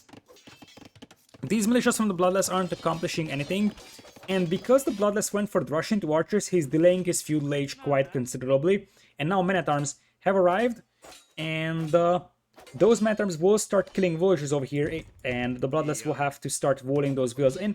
It's a fuel age scout, so it can take 1 villager down that has loom, and these are still Dark Age polycide walls, so the men-at-arms could easily get through those. ACCM can just go and kill those polycide walls very easily, but I guess he just wants to go to the core eco of his opponent now, kill 2 villagers, which is an excellent start for him, whereas these militias are not accomplishing anything, and indeed, ACCM is going for a man-at-arms archers build, which is a little bit safer, I would say, compared to Japanese. Or not compared to Japanese, but playing versus Japanese. ACCM wants to probably keep this hole open over here. One villager is gonna get isolated, and oh no, that's not the way you do it. You don't want to save that villager at the price of letting those man-at-arms into your eco. Now, Bloodless is microing this one very, very nicely, but there is a lot of idle time. There is one villager that is going down. And I have a feeling that a second villager could also bite the dust over here. In fact, even a third one. And there is going to be men-at-arms coming in here for the Bloodless. But, like, he's too busy not dying over here, so he's not noticing that there is actually a hole here. Or is he gonna notice this? This might be just as big of a disaster for ACCM as this one was, but nope. This is the difference between the 2 players. ACCM realized that in time. Quick was this. 2 archers aren't really enough to deal with a scout plus man-at-arms, because scout can just tank up a lot of arrow fire, and as you see over here, the scout is just gonna commit to this, and that way you can delay the archers killing your man-at-arms, but eventually the archers will clean up the man-at-arms without problems. ACCM also moves out to the other pond for the shorefish and hunt, which means that his overall food income is also going to be more reasonable, and the first archer moved in over here for the sake of, being a little bit more disruptive in the eco of the opponent. It's a 6 villagers lead for ACCM right now, which is the borderline insurmountable lead, especially with Indians that do have the shore fishing bonus, so they even get good fishing income from this one. So yeah, men-at-arms are still wreaking havoc over here, and another Voyager could go down. That would be a disaster. And indeed, another one goes down. This is a 6 Voyagers lead right now, and the problem with the Skirmisher is that it struggles cleaning up the men-at-arms. A Voyager is going to be safe, and now the Skirmisher is running away from this one, so that is nicely done. ACCM is going to throw away the men-at-arms. That was a little bit sloppy from him. But that doesn't really matter. He's going to be able to clean up the man-at-arms by the time the man-at-arms notice that there is a forward over here. Best thing that this man-at-arms could potentially try to do is, you know, try to kill the Huntable so that that is not accessible for ACCM anymore. The Bloodless is still on this pond with one Voyager, but that's not really going to influence much. ACCM already took the Shorefish from this pond, and so he did with the Hunt. And he's going to be able to take the Shorefish here and take the Hunt as well. So his overall eco is going to be like years ahead of his opponent. And now we're going to see a stable because his opponent is heavy on skirmishers. So he's just going to go Archer and Scout. And I feel like he wants to probe this side to see if his opponent actually has something over there. That's my guess for this one. We'll soon find out. So Scouts are coming in here for ACCM, starting to add farms. He has both eco upgrades, so does the Bloodless have it, but still, the Bloodless has a way weaker eco, and ACCM might even kill the Huntables over here if he wants to. But nope, he's just gonna head to the back of the Bloodless's base. The Bloodless seems to be prepared for this one and expecting this arrival. Let's see if he can actually take a good engagement over here. He's gonna have the heal. He has fletching and ACCM does not, so this is actually a pretty good engagement over here. The bigger question is what is the Bloodless going to do when the Scouts show up, and they will soon show up. In quite disturbing quantities for the Bloodless, and the Bloodless is still going for double ranges. Over here, ACCM will withdraw for a time being until fletching kicks in. And in the meanwhile, look at this. He sends one Archer to this part of the map, so he's able to harass the Villagers on the Hunt. And he's gonna be able to, especially if the Bloodless doesn't notice that, Archers will loop around and will try to hit the wood lines once again, supported by the Scouts. And it seems like the Bloodless will go for a counterattack and go for the Shorefish. ACCM realizes that that is a realistic opportunity for the Bloodless to do damage. And it looks like we are going to have a third range, or actually it's a second range only for ACCM. Being dropped evacuates the Shorefish over here, but in the meanwhile, the Bloodless is losing a lot of Villagers once again. This base is no longer Bloodless because there is dead bodies everywhere. There's an 11 Villagers lead right now in the favor of ACCM, and these Archers will find nothing over here. The barriers will be protected by a tower. The gold mine is a little bit exposed, but Skirmisher should have no trouble defending against that one. And I see more and more dead bodies inside the Bloodless's base, and I have a feeling that we're soon going to see a GG over here from our yellow player, who is at a 14 Villagers deficit. And that lead on such an open map is almost insurmountable, especially if this tower doesn't even go up, and I have a feeling that this tower may not even go up. If ACCM focuses down the Villagers, he would have been able to stop this tower and kill 2 more vills. He doesn't want to go greedy, so he's just going to withdraw, but even then, you see that ACCM is not losing a single Villager over here, but he's cleaning up the army of the Bloodless. And it is a 42 to 27 Voyager count, and that is going to soon change as well because there is more Voyagers to be killed. At this point, this game is far too gone for Bloodless to be able to do anything to prevent a defeat here. So at this point, it's all about, okay, let's go next game type of a thing, because this game is sort of over. 28 to 44 vills. Like, at this point, ACCM can do whatever he wants to, and he's gonna be able to win the game with it because he's got a so big lead. Now this is pretty ugly over here from ACCM, but at this point, he just needs to add a couple farms. He's floating quite a lot of wood, so he can definitely do that. And he could go Bloodlines and just go full Scouts in Feudal and finish this game, or he could go for Castle Age. I think he's planning for Castle Age because he's floating way too much food. If he wanted to go full Feudal, he would have gone for the Blacksmith upgrades on the Cavalry and the Bloodlines upgrade sooner. But yeah, he wants to go up to Castle Age now. Indians do not have Knights over here. If you were any other civ, you would just go Knights. In this case, We have multiple ranges. I can see crossbowman being a thing here, and I think that's what ACCM is thinking about. Crossbowman supported by a couple of camos to soak up some arrow fire should be more than reasonable, but I would be massively surprised if Bloodless would continue playing after ACCM hits Castle Age. In fact, I'm even surprised that he's still playing right now because he's well aware of how many villagers he lost. Obviously, there's a lot of pressure and he might be, just focusing on keep on playing, and maybe he's underestimating the amount of villagers he lost, but 12 villagers getting killed at this stage of the game is an absolute GG type of a thing. All ACCM needs to do is just mess up the archers and wait until he gets crossbowman in. There is going to be scale barding in for Bloodless, so he wants to continue on, but once the crossbows are in, the game is just completely out of control. And the next batch of archers is already moving in, ready to hit the wood line. The Bloodless has his entire army chasing this army over here, so ACCM is gonna have no trouble hitting this wood line. In fact, if he times this one right, he can hit it just when he gets crossbowman, and that would be even better for him. And now he's starting to drop a mining camp on the stone, so he's gonna have an additional town center coming up relatively soon as well. +1 defense in for the archers as well. And just a scout over here, single scout with no upgrades, will be so good at just, dealing with these archers, cleaning them up raised. And as I said, ACCM is gonna wait until crossbowman and botkin hits. And the Bloodless is still not tapping out, which is surprising, I would say. He might think that the full feudal play here could work, but it's not going to, because ACCM has one of the better camos in the game, so it is very likely that even if he goes like full scouts, he's not going to be able to accomplish much with those, because camos can defend nicely against that, and crossbows will just eat any feudal age units over here. Maybe +1/+1 skirms could defend against that, but these skirms, for example, do not have +1 defense. Bloodless steps out. ACCM very confident in his own home map.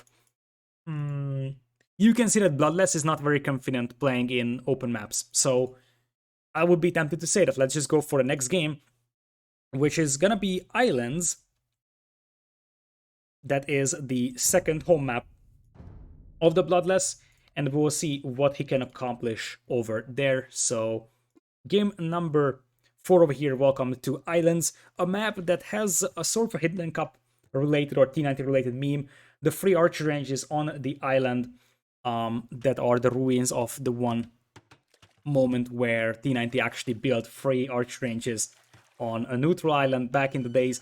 This is going to be Islands, and the first thing I'm noticing is that we have some rather small islands over here for us. So the thing is that there is a massive amount of fishing space on the north. This is something that I haven't seen so far. So usually the islands span a lot more across the map. Both of the islands are fairly thick, which means that it is pretty hard for war galleys to deny all the accessible resources on those.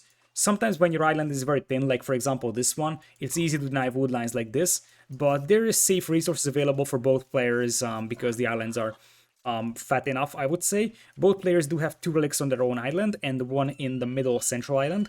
And now the script is made in a way that before, I think in Hidden Cup 3, it was 2 gold mines on 1 neutral island and 1 stone mine, the relic, on the other. And it seemed like the gold island was much more valuable, so they actually balanced this out a little bit. Now there is 1 gold island over here and 1 gold island over here, and that has the stone on it as well. If I really wanted to criticize things, I would say that now this island is much more important, so the ideal would be to have 1 gold mine and the relic on one, and 1 gold mine and the stone on the other. But those are just minor things, not really something that is worth complaining about.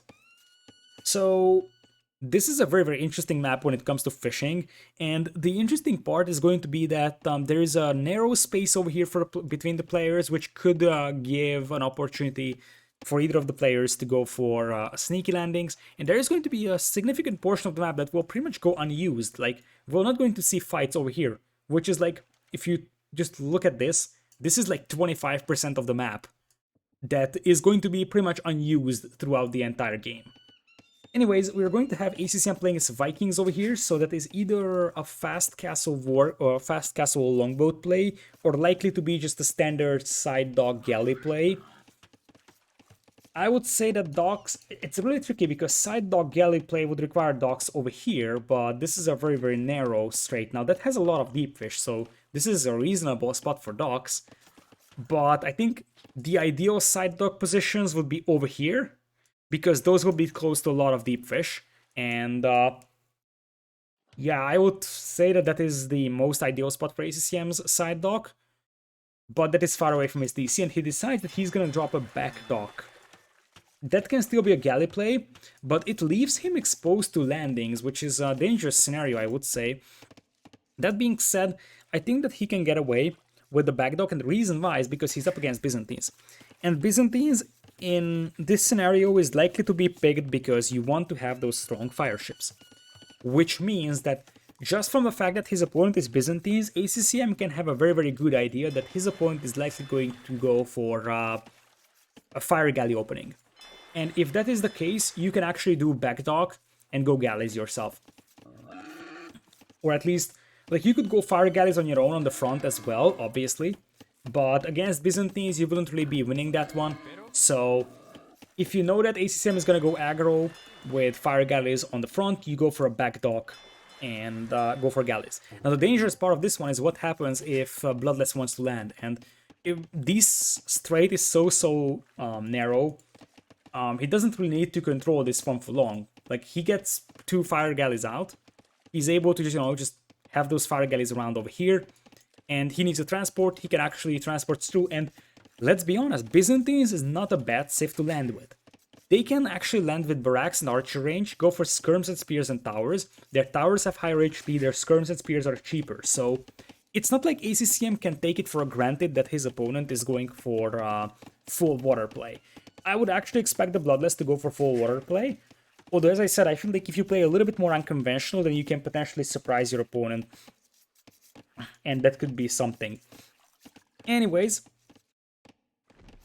we'll have a piggy pick here for ACCM, and that is a fast feudal from both players, which means ACCM is playing galleys, and we're going to have Bloodless playing with fire galleys over here most likely. The Bloodless is going up without loom, and ACCM does get loom, so that is the source of the eco difference. There's 4 fishing ships for both players over here, and the difference in the eco comes from the fact that ACCM went for loom, which I think is the right thing to do. Going up without loom is extremely greedy, and even though it usually works out because you are somewhat unlikely to get landed, you can never count out the possibility of the opponent landing you. So even though it's unlikely, ACCM could surprise you with a landing with a couple of archers, and then you are suddenly there without loom, and things could fall apart very, very fast. So I think back in the days, I think it was Visible Cup that I casted with Project Belgium back in the days, and Visible Cup was Hidden Cup free maps for somewhat low-rated but still high-skill players. So, for example, Project Belgium, Kasva, and players like them. So people that are from the, let's say, 50th to the 200 on the leaderboard.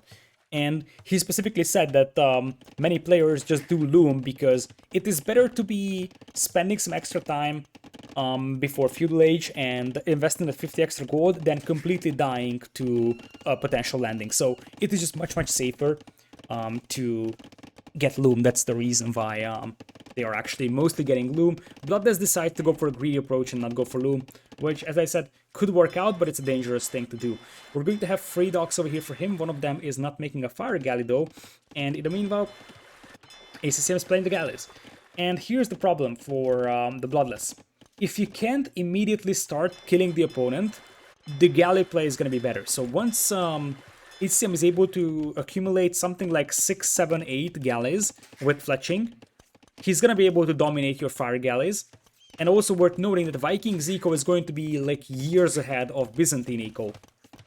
So I am honestly not sure what Bloodless wants to do here, but I feel like anything other than landing is going to get him killed very, very soon. Now he's moving out. I don't like that he's sending 2 fire guys in the same direction. Often it is said that when you're playing fire galley, your number 1 priority is finding the opponent's dock. And you do that by sending 1 fire galley in one direction and 1 fire galley in the other direction. And that way, you are going to be able to find the dock as fast as possible. Needless to say that for back docks, this is already too late. So ACCM is going to have 6, 7 galleys by the time his opponent even finds his docks. And soon he's gonna have fletching with the free wheelbarrow. His eco is rather efficient, and he also has a lot of fishing ships at the back of his base, so he even went greedy with the fishing eco. So look at that. That is 7 fishing ships, which is somewhat unconventional for islands. You don't really invest into that. So he's got 2 Voyagers plus wheelbarrow lead, which is very, very considerable. And once he reaches Castle Age, it's gonna be even stronger for him. So, like, this Fire Galley play is already too late from the Bloodless, as weird as it sounds like. This is going to be very problematic, and like, the next time when these Fire Galleys could do anything would basically be in early Castle Age. That was a bit of a miss-micro over there from ACCM, not realizing that he has to micro his galleys. But the next time that these guys can actually do any kind of damage is when you reach Castle Age as Bloodless, and you go for fire ships. Now, it seems like he's accumulating quite a lot of food, so since his fishing eco is also untouched, he's able to use that to get food for himself. Also went for the berries, something that ACCM also did, but only with 3 Voyagers. So the Bloodless is getting close to clicking up. ACCM is getting a market up, and oftentimes on such a map, it is completely viable to sell your stone and go up, and you can buy it back later. Let's see if ACCM is going to sell his stone to go up. I could really make an argument for that, because if you actually reach Castle Age faster than your opponent, you're once again going to have a head start compared to him when it comes to, you know, war galleys against fire ships. Because fire ships will beat standard galleys, but fire ships won't beat a blob of like 15-20 war galleys. ACM has the market up, but he's not selling his stone, so maybe it was just needed for the second building. He's idling his TC right now. I could really make an argument for at least selling 100 stone here. But it's not really necessary, and he just wants to play it safe. And now there is Loom, interestingly, coming in here for the Bloodless. I think he was missing a building, and he didn't want to spend food, so he wanted to go for Loom. But ACM is clicking up the Castle Age a little bit faster. Fire Galleys getting some damage on those dogs, but the fishing ships are actually intact, and that's what matters. Here comes some demos, and that's going to be a nice little advantage going into Castle Age. Nice splits from the Bloodless. Fire Galley disengages, or demo disengages for the time being, to make sure that it is not an inefficient demo hit. You want to hit at least 2 ships with a demo, and as I said, that actually ends up being an inefficient demo hit. I think what Bloodless wants to do is kind of attack from the same direction and corner this fleet of galleys in here, which could be quite dangerous for ACCM, to be honest. Like, having your galleys cornered in like this could be very, very concerning. On the other hand, ACCM can always make demos, and that can land some very, very nice shots. These galleys were never repaired, so that is going to be an enormous hit over there for ACCM. And he's carrying away the fire galleys on the other side, and he will probably go start being proactive and start moving out towards the fishing geek of his opponent and just defend back at home with some demos. Indeed, that is what is coming up over here. What ACCM is trying to do over here is actually get some palisade walls up, because he wants to repair that dock.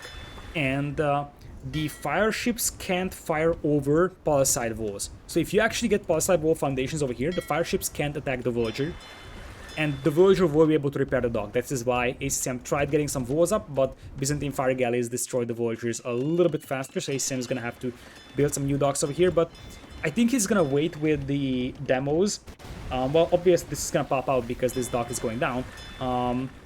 And he also unpopped the other one. I thought that he's going to wait until he gets War Galley, because then he would have demo ships, and demo ships would be even more devastating, but he just wants to clean this one up, and now he's gonna start moving out. War Galley is coming in. Botkin Arrow is something that he's gonna have to wait for a little bit, because he's a little bit low on gold. But now that comes in, Bloodless goes for immediate careening, because that is going to give 1 extra pierce armor for your galleys and fire galleys. But once again, look at this. These ships are just melting these fire galleys one by one, and now these are war galleys. There is going to be a demo ship here, and ACCM is looking pretty strong over here in this one. I understand the Byzantine play, but like, that Byzantine play was absolutely doomed after the first 3 minutes, basically, because ACCM reacted perfectly to that one. I feel like if that fire galley play would have been, you know, combined with a Byzantine landing, that could have been interesting. And the thing is that in whichever game Bloodless tried to play standard, he pretty much just got clabbed. So I would have liked to see something like Byzantines actually trying a landing.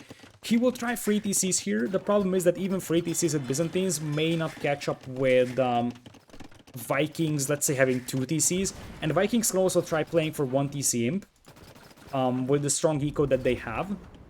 And if they do that, especially with the extra fishing ships that ACCM still has working for him, so it's 43 to 43 equal right now, but ACCM is only 1 TC and his opponent is on 3. So with those extra fishing ships, I have a feeling that ACCM could be up to Imperial relatively soon. Obviously, it's going to take some time for him, but it's not going to take forever for him to get up to Imperial, and that would probably seal the deal with Galleons. There is no longboats on the field. At some point, you could actually start making a case for longboats in this situation just because of their speed. There is a demo coming in for ACCM. He's waiting for the right moment to strike, and that comes right now. Beautiful demo hit over there. Many of those fire ships are extremely weak, and now you can take a narrow choke point fight over here. In the meanwhile, war galleys will flank around, try to hit the fishing eco of the Bloodless. That is going to be unsuccessful. And here come the longboats, as I said, for some additional mobility. And we'll have 3 TCs for the Bloodless. He is building one of those TCs close to stone, so we may have a castle in the upcoming future. I'm not sure when, because he's not sending voyages to stone, but one of the things that you could actually try doing, like, as I said, this strait is so narrow that you could transport people anytime. So if you're a Bloodless here and you see, okay, I'm losing water, you could even consider, okay, let's send 10 voyagers to stone and YOLO a castle on ACCM's island. What could possibly happen? Like, you're not gonna win water right now, I can tell you this much, especially with 3 TCs. Because 3 TCs with Byzantines will mean that your Imperial Age isn't going to be amazing, because you don't have a strong eco by default, and you have to spend a lot of food making wheels. So your Imp is going to be rather slow, so you're probably not going to beat the Viking player into Imp, which means that you're not going to have the fast fire ship versus Castle Age War Galleys power spike. And that means that you're just going to die on water. There is no other options for Byzantines over here. If you're playing Biz on water, then your best bet in such a situation is beating your opponent into Imperial, getting fast fire ship out, and hoping that that is enough to swing the water combat in your favor. But that is by far not the case, as you see over here. And as I said, for the Bloodless, now he needs to think about, okay, what are we even gonna do? He wants to Imp. So he actually wants to Imp, but why did he go for 3 TCs in that case? That's a mystery to me. And the problem is that he's got 8 fire ships. And 8 fast fires will be nice, but a couple of demos will be able to deal with them. So it's not like that's impossible. Once again, I understand what he's trying to do here, as he's gonna click into Imperial. The problem is that Imperial takes 3 minutes to come in, and it's not like ACCM is very far away. This is the Vikings eco. He's already getting the monastery up. He's soon going to get, in fact, he already has university because he got ballistics. So ACCM, in fact, himself is going to click up with like a 1 minute delay, and we're going to talk about 6 fire ships having a 1 minute advantage into fast fire compared to a Viking player that has the same villager count, has also handcard bow, so overall much stronger eco, and in fact those docks will be taken down. Bloodless is sort of dead right now. And now you see, kids, why the Byzantine fast fire play or Byzantine fire ship play doesn't work out if your opponent has a back dock. I feel like Bloodless would have had his chance if he actually lands here, because one of the biggest disadvantages that you get from back docks is that the front of your island is completely unprotected, which means that anyone can land anytime. There could have been a landing made in Field Age for spears, skirms, and towers. There could have been a landing made in, like, instead of dropping 3 TC or 2 TCs, you could have gone very heavily on stone and try to just land and drop a castle, start making catapracts and a couple of mangonels and see what you can get out of that. Maybe even combine that with a cheap Imperial Age and try to go for like catapract straps or so. He's now heavy on stone, which I think for now, since he's losing his docks, is just going to be for a castle that allows him to redock. But by the time he's able to redock and get the fast fire ship upgrade in for himself, that's going to be way too late for a fast fire power spike. And that is going to allow, as you see, ACCM is about 1.5 minutes behind.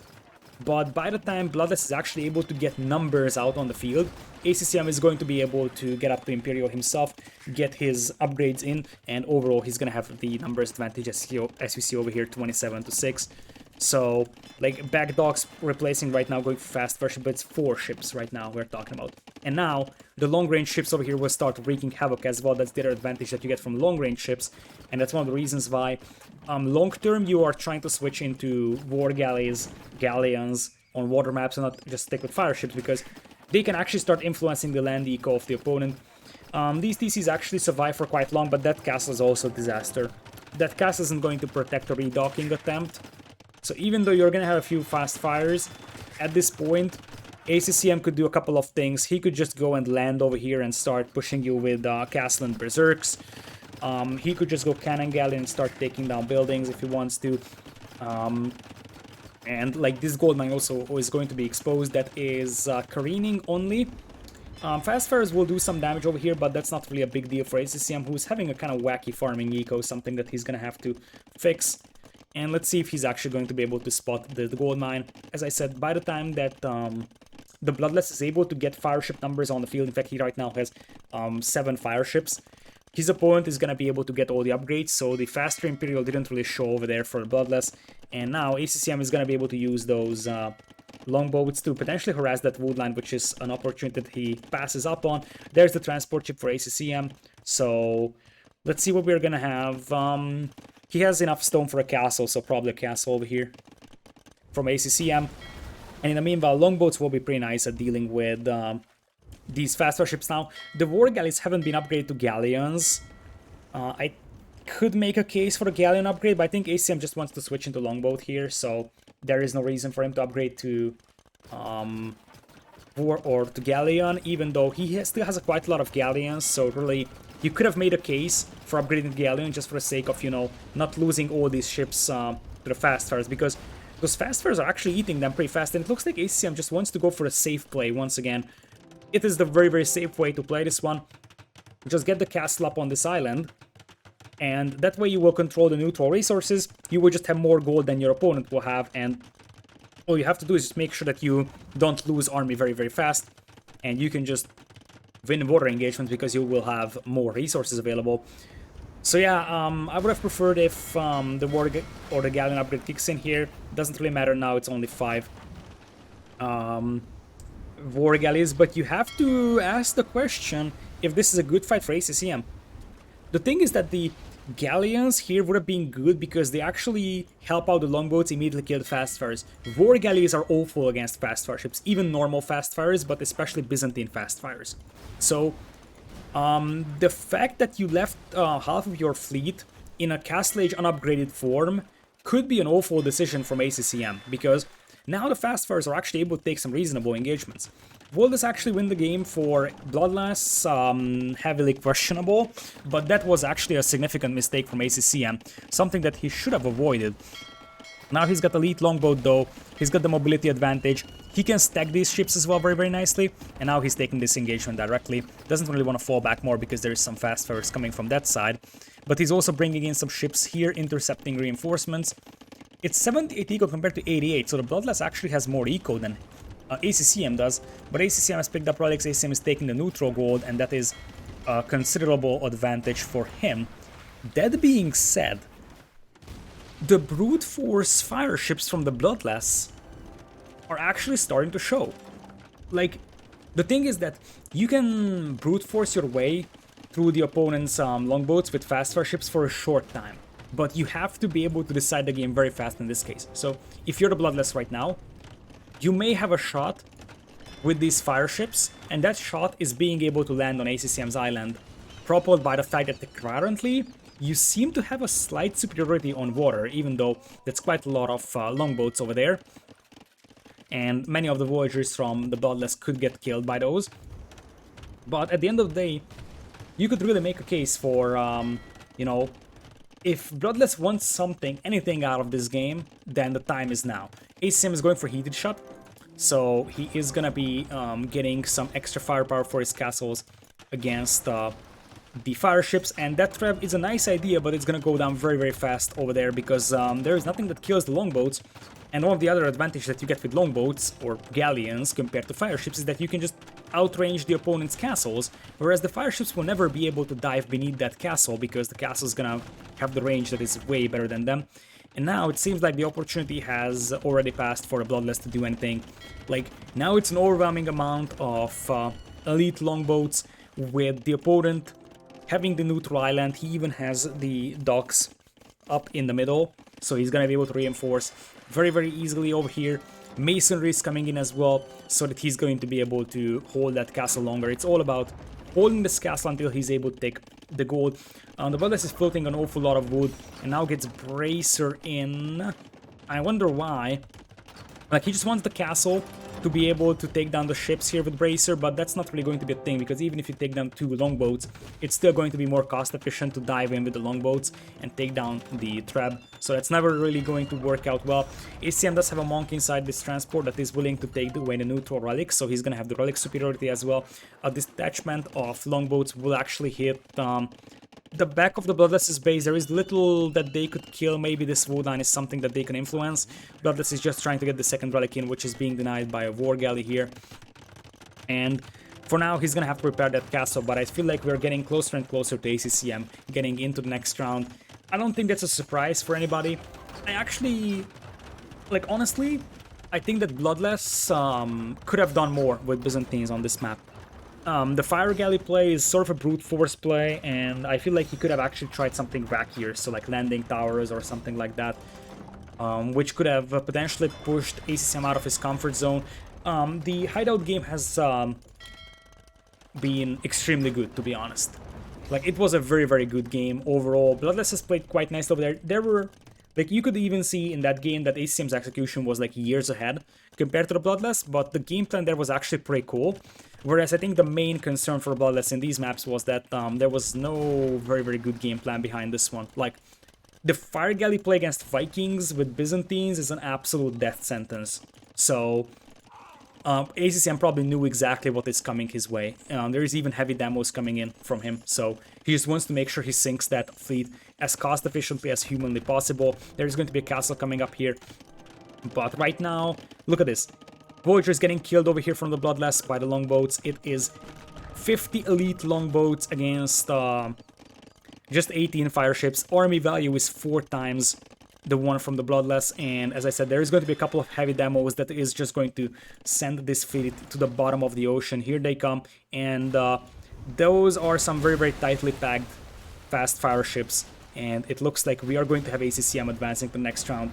I think to no one's surprise, he, as I said, is one of the prime candidates to get into the main event. He played in the previous Hidden Cup as well in the main event.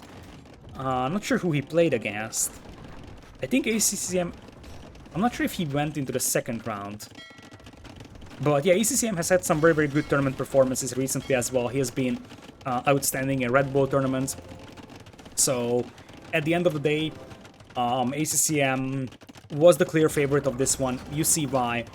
And the Bloodless, shout out to him for being able to make it competitive at least in one game. And that's a huge thing still. Because ACCM is a top 20 player, and the more I see from him in tournaments, the more I'm saying that he's actually getting closer to top 10. In fact, if he can get into the quarterfinals of Hidden Cup, I'm going to say that he's now a top 10 player. Probably the best Vietnamese player now that Bakhti has lost a bit of his shape. So ACCM, well-deserved win over here, takes down the Bloodless and gets into the next round of the Hidden Cup for qualifiers. So with that, I'm gonna thank you for watching this one over here. As I said, I think at the beginning of this video, I will try to cover as many Hidden Cup qualifiers as possible over here. There's a lot of games, and all of these games are played live, so we're not actually having organized recording weekends like we're going to have for the main event. Whenever I'm able to catch these games live, I'll be streaming them on my Twitch channel, so in case this is the first time you're hearing my commentary, be sure to check it out. There is going to be a link in the description. And yeah, thanks for watching, and have a nice day.